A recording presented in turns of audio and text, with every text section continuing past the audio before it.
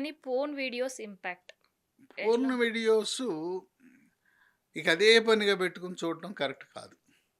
ఎందుకంటే కొంతమంది porn videos అవే పెట్టుకొని చూస్తూ ఉంటారు. ఏమవుతుందంటే మద్యము, ధూమపానానికి ఎట్టా అలవాటయిపోతారో దీనికి అలవాటయిపోయి, ఇక తర్వాత జీవితంలో గూడా ఆ వీడియో లేపోతే పనిచేసే పరిస్థితి ఉండదు. అది ఉంటే గాని పనిచేయదు. అందుకని ఎప్పుడైనా చూడటం తప్పులేదు గానీ, ఇక ఎప్పుడు అవే చూసుకోవడం మంచిది కాదు. తర్వాత అవి పెట్టుకుని లైంగిక చర్యలో పాల్గొంటారు కొంతమంది దాంపత్య జీవితంలో. అది కూడా కరెక్ట్ కాదు.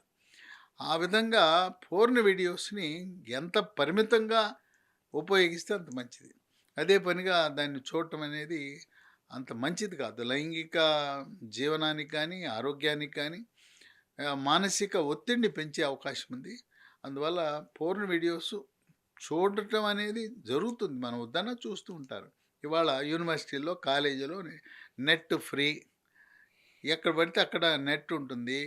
తర్వాత ఈ సో, వెబ్‌సైట్‌లున్నాయి. ఈ ఈ వెబ్‌సైట్‌లో లేదంటే పోర్న్ వీడియోస్ చూడడం, వైవాహిక జీవితం పైన దీని ఇంపాక్ట్ కనిపిస్తదా? కొంతమందిలో నేను గమనించాను. నా దగ్గరకొస్తారు. హ్మ్. నేను చూసినప్పుడు దానికి బానిసైపోతారు. ఓహ్! పోర్న్ వీడియోలు చూడండి. హ్మ్. నేనేం చెప్పాను హస్తప్రయోగం రోజుకొకసారి. ఓకే. ఇక అదే పనిగా గంట గంటకి చేస్తే ఏమవుతుందో, పోర్న్ వీడియోలు ఎప్పుడో ఒకటో, రెండో, మూడో చూడు. హ్మ్. ఇక అదే పనిగా పెట్టుకొని వాటిని చూస్తే మాత్రం దాని ప్రభావం పడుతుంది. ఎందుకంటే వాళ్ళు వైవాహిక జీవితంతో ఆశించినంత బలంగా లైంగిక చర్యలో పాల్గొనలేకపోతారు. హ్మ్. మానసికంగా అది అది ఆడితే గాని వీడు చేయలేనని పరిస్థితి ఉంటుంది. అంటే అది రిమోట్ అయిపోతది.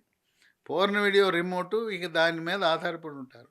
వాళ్ళకు ప్రేరణ కలగాలన్నా, ఉద్రేకం రావాలన్నా, ఆ కోరికలు కలగాలన్నా అది అది ఉంటే గాని పనిచేయదనే పరిస్థితి రిమోట్ లాగా అయిపోతుంది.